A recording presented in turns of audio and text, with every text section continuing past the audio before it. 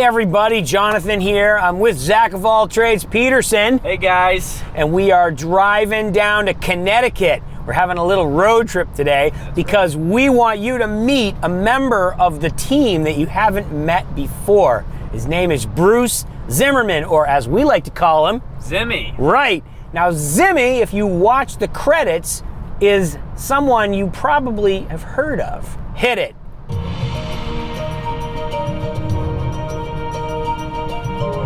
You recognize this? You should. Yeah. Zimmy is the film composer. You guys probably don't see this a lot with YouTube videos, but we actually have every episode custom scored by a film composer named Zimmy, and he's awesome. So I met him in the late 90s when he sent me a letter out of the blue looking for work, and he was like, hey, I want to score some of your stuff. And right around that time, we were working on the pilot for Blue World. And so he ended up doing the pilot. He wrote that theme song, which has been our theme song ever since. And he's scored all the seasons. And he's also scored a bunch of other projects that we've worked on, like our new IMAX film, Ancient Caves, which is coming out. So that's right. Zimmy is the man. He's a great, great musician. He always comes up with the perfect music for every mood. And we thought you would enjoy getting a behind-the-scenes look at how he does his magic. So we're off to his studio today. And you would never expect to find a film composing studio in a quiet suburban neighborhood. Hi, Zimmy! Come on in! All right! So, Bruce, your studio looks a lot like a house. That's because I work for my house. My studio is in my house. How does that go over with your wife? She doesn't like it on weekends and at night. But during the day, she's not here anyway, so... Oh, nice. Yeah. Well, let's go check it out. Let's go check it out. All right. Okay. All right, here we let's go. Ba-dum-bum. Nice place you got here. Thank you. All right. Blue World helped pay for it. Yeah. Down, down. Ooh, this is the place. It used to be in a building in Hartford, and for years it was in Hartford, and then I decided, why pay rent and have to commute every day? Right. We had this basement. The kids were out of the house. Yep. It was a finished basement. But you kept the foosball table. But I kept the foosball table. That's important. I mean, Yeah. every studio needs it. We don't have a foosball table. What are we doing? I don't know. Yeah. And so this is this your main rig This here? is the main rig, and it's gotten smaller over the years because technology gets better. What's in there are mainly sound producing things. So a lot of the sounds that you hear on the Blue World scores Yep. are from virtual instruments that are built into the computer. That's So the main. you're playing most of your parts on the keyboard. I'm playing 95% of your parts on a keyboard, Even the drum parts? even the drum parts, and I can, I can show you, as we do some. And then when I need guitar, most of the time I record live guitar, of course. Not Cool. all the time, but most of the time. So tell me about your morning. You get up in the morning, I have coffee. you have coffee. I do do the you crossword do puzzle. spiritual exercises to get in the mood to make music? I do a crossword puzzle every morning. Okay, that 'Cause stimulates your brain. that gets my brain awake. Okay. That's right. Okay. Come Then what? downstairs. Yep. Check my email. Very important. Go You back find up. the emails from me going, Zimmy, where's yeah, the yeah. score? Take the dog for a walk. Okay. Now it's lunch. I was gonna say, so far you haven't done squat all morning. I know. All I right, know. okay. By 1, 2 o'clock in the afternoon, I'm ready to go to work. Okay. But then I'm tired, so I take a nap. Right. Yeah, yeah. Right. So the next day, Yep. I get up and I actually get to work. Okay, It good. takes me a day to get rolling. Okay, good. No, good. just kidding. So I come down after I do my crossword puzzle, Yeah. and if it's a Blue World episode, I watch the show. I just watch what you did, and I take notes, like what kind of a show is it? What kind of music does it need? And then I sit down, and before I write anything, I start going through my sound library, and I start looking for the kind of sounds that I want. If it's a cave diving episode, Yeah. I want cool cave diving sounds. Right. If it's whales, big majestic animals, I want to pull up some orchestral stuff because I want to score it that way. So I try to get a good palette to start because that's a different part of your brain than sitting there and actually writing the music. So, just recently we did the Red Sea episode. Right. And you used sort of Middle Eastern instruments a lot. So exactly. So before I even started to write music, I pulled up 4 or 5 instruments. I didn't use all of them, but I pulled up a bunch of things that I knew would work when I got to that point. And then I call you and I tell you what an amazing episode it is. Or what you want fixed. Or what I want fixed. You should all understand that Zimmy is the first critic, pretty much, outside of our office that ever sees an episode. So, we get the rough cut in position, we like it, we say, okay, it's ready for Zimmy, and we send it to Zimmy, and I always expect that I'm going to get that phone call after he watches it, and he's going to be like, Jonathan, it's really good, but... Your beard comes and goes 6 times in the episode. Did you notice that continuity problem? You have a line that's really dumb. I think you should take it out. That's right. Yeah. Do we really need to see you suiting up again? That's right. So then once we work that out, yeah, and we get it all ready for you to start actually being musical. And I have some of the instruments ready. Yeah. Then I sit down, and most of the time on Blue Worlds, I start at the beginning. I start in the open. On a lot of other videos, really long shows, and maybe on some of our documentaries, I'll start in the middle. I'll find a scene somewhere in the middle that's really important and do that and then work out. But for these, I usually start at the introduction, decide sort of what the music is going to be, and then literally just kind of go through the show and score it and watch it on the computer, play to the picture. Sometimes I'll play with your narration on, sometimes off, because if it's a lot of narration and I know the scene, I'll turn the narration off so I can just watch the pictures, because I don't need to hear it all the time. Sometimes I just get tired of hearing your voice. My wife does. I know, his wife, I was going to say, yeah. I set you up easy for that one. That was an easy one. That was an easy You're one. welcome, Christine. Yeah. And then, I just go through it, and it's always a lot of fun, because I'm sitting here writing music to Blue World, and I'm in the water, and I'm looking at amazing creatures, and it's a great thing. I love doing them. What is your other work like? My other work is, well, if you look around, you'll see a lot of kids stuff. So you've done a lot of... I've done a lot of kids music, and I still do a lot of kids music. I do a lot of sort of documentary work, like serious topic documentaries. I do corporate work. Look what I found here. What's that? Well, this is an Emmy Award, and you know what it says on it? Outstanding Musical Composition, Blue World Season 3. Hello, Emmy Award-winning. Hey, that's mine. Give it back. Sorry. Thank you. So, what I do is watch a scene. So I'm going to watch this little scene here. The water in the spring is pretty green and a bit murky, but as we drop into the cave, it's much clearer. So I'm going to make a decision here that instead of scoring the murky scene, because it doesn't stay murky long enough. Duke wants to score. Oh, see, this is, when he wants to score, he comes up here when he doesn't like what I'm doing, right? And he says, I can do better. He says, listen, excuse me, but I can do this way better. Yeah. See? Now he's got to get co-composing credit. I hate it when that happens. Duke! All right, you should tell him to get down. All right, get down. Get down, Duke. We're doing serious grown-up work here. Yeah. He's like, no, you're not. So I'm not gonna score the murky section. I'm gonna start where it gets clear. Why? Because the murky section it's not long enough. And we've done some great long murky sections where I can get very moody. Yeah. But here's the thing. If I do murky for this little scene, and I'll pick a little, like kind of a murky sound. Look how short it is. Let's go back to underwater. So this is where it starts.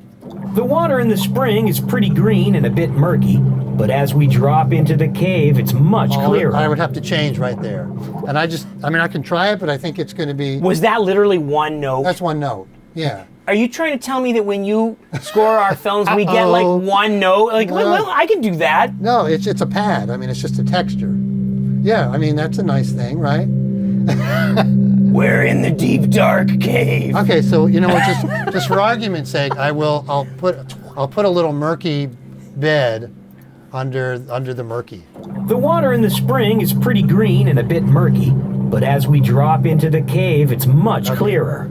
So that's it. So I'm just going to leave one note there for now, because I don't want to. I don't want to get it. So, all right. Well, let me do a little more. Okay. All right. So now I'm going to I go. have so many questions. Now I'm going to go to where it gets much clearer, and you'll notice I have a marker list here.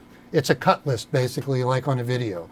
I have literally the places that I want to start a cue by time code. So when you watch the episode, you actually Create a marker you list. make notes. I make notes. With time code, like, I'm going to put some music here, I'm not going to put some music there. Right. Okay. So that I can go back to it also. And then, like, you might say, Zimmy, that piece that you did when we go underwater, can you take out the something? Well, I got to know where that is. So I have everything by measure number and by time code. Okay. So now I'm going to go to the much clearer. And again, I'm going to start with a pad, and I'll explain why in a minute. It's much clearer. See, now this is more of a clear pad, right? Just has a more light to it. But watch what's Like going to most happen. caves that see a lot of divers, there's a stop sign at the edge of the caverns. So what I love about this is the stop sign. So what music can do here is dramatize the fact that this is dangerous, and that it isn't just all fun and games. So when I get to the stop sign, now I'm going to do a really nice kind of like a Stop sign at the edge of the cavern zone, warning people to go no further without... I'm going to do a nice Stop sign at the edge of the cavern zone, warning people to go no further without cave training and equipment. We get our continue. cameras white balanced and follow Wayne into the darkness. Almost immediately, Wayne finds... So now what I do is I keep going back and just sort of listening to each little part that I do, just to sort of see if it's actually working. Okay. So now we'll just watch this little bit that I did. The When water in Duke the played. spring is pretty green and a bit murky, but as we drop into the cave, it's much clearer.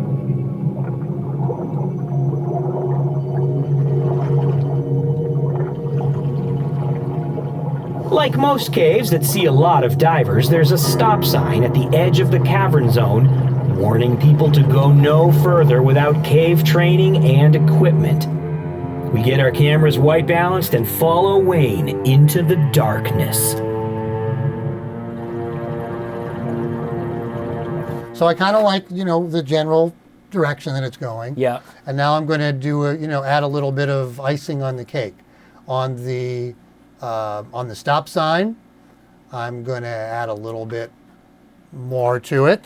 Stop sign at the edge of the cavern zone, warning people to go no further without... What I added was, and it's hard to hear, is a little bit of a sort of an underwater. I've used this sound before. It's just a nice sort of a cave, echoey kind of a thing. I'll say that Clearwater pad you've been using since season 1. I Actually, recognize it's that one. you know what? It's a different pad, but it has a lot of the same elements. Stop sign at the edge of the cavern zone, warning people to go no further without cave training and equipment.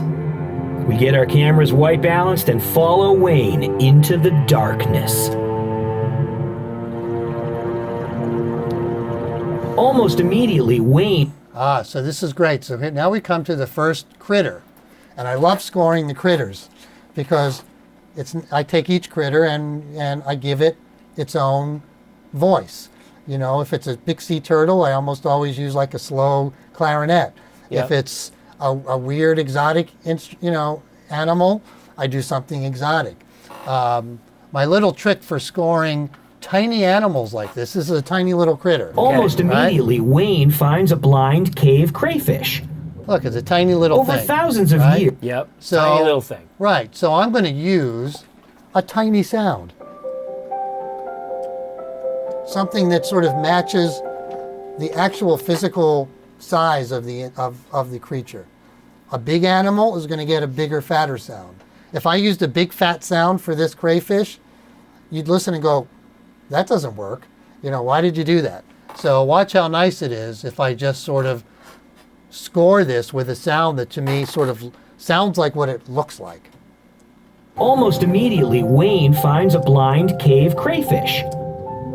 Over thousands of years living in caves, these little crustaceans have lost their pigment and eyesight. This species grows to about 2 inches, and it's only found in Florida and Georgia. Even though it can't see me filming, it can sense my presence and moves away as I get close. As we progress further So what I'll into the do cave, is play with that. So, No, go ahead. I just noticed something. So you had that thing on record, but it was paused.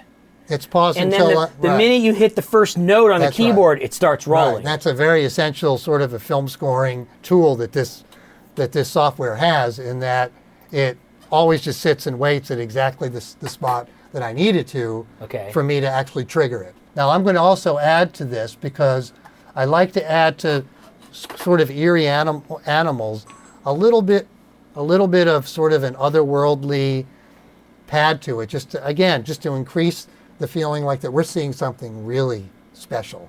Okay. So now I'm going to add something else. almost immediately Wayne finds a blind cave crayfish. Over thousands of years living in caves, these little crustaceans have lost their pigment and eyesight. This species grows to about 2 inches, and it's only found in Florida and Georgia. Even though it can't see me filming, it can sense my presence and moves away as I get close. As we progress further into the cave, I feel like I'm swimming through an enormous piece of... Nice. Just a little angel singing. Now what I'm actually going to do is turn you off for a minute. Yep. Because I just want to make sure that I actually played in sync with the... So I'm going to go over to the mixer. Yeah. And I'm going to turn you off. Turn off the net sound. I'm going to turn you off.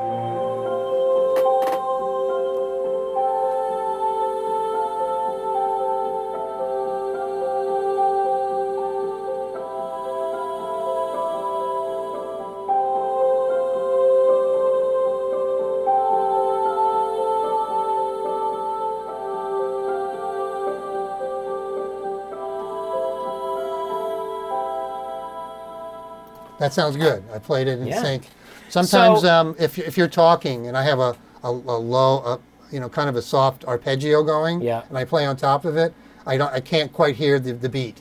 And a lot of times I'll turn you off just so that I can make sure that I'm actually playing to the beat. But the beat. Yeah. There's no click track. The beat is in your brain. The beat is in my brain. I rarely use the click track for Blue World because this all flows. Yeah.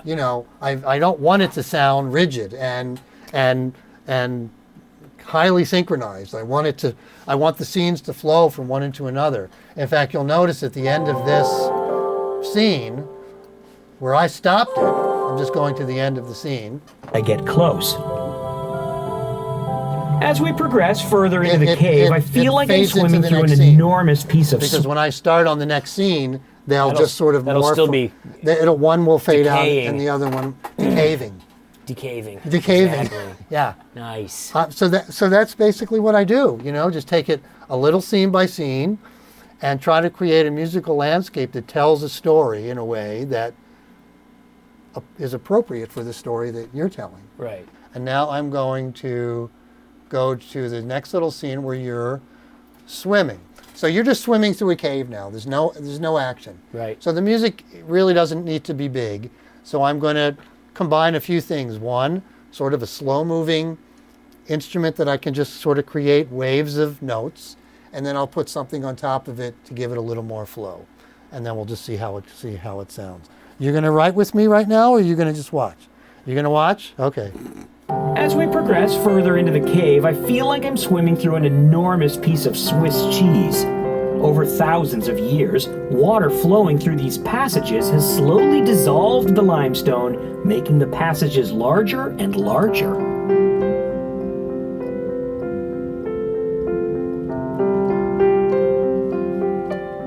We're careful not to kick up the silt on the bottom of the cave, which would ruin our visibility.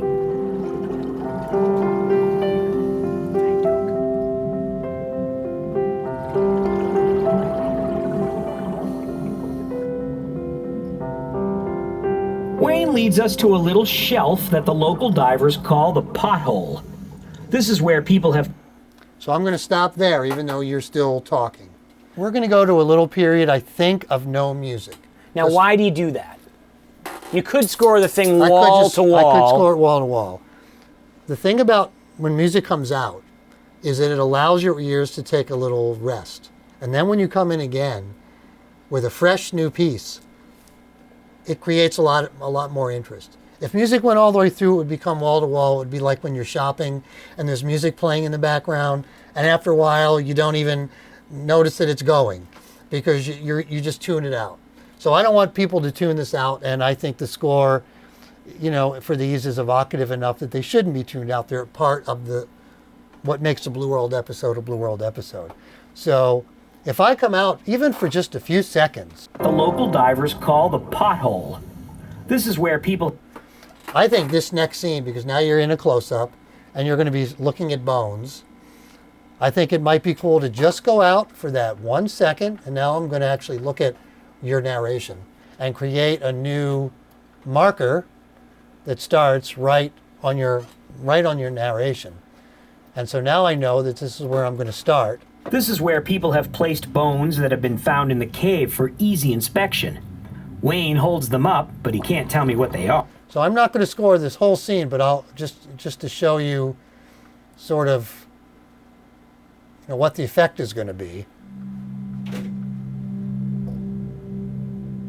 I'm going to come in with this sound. This is where people have placed bones that have been found in the cave for easy inspection. Wayne holds them up, but he can't tell me what they are, so I'll have to wait and ask him after the dive.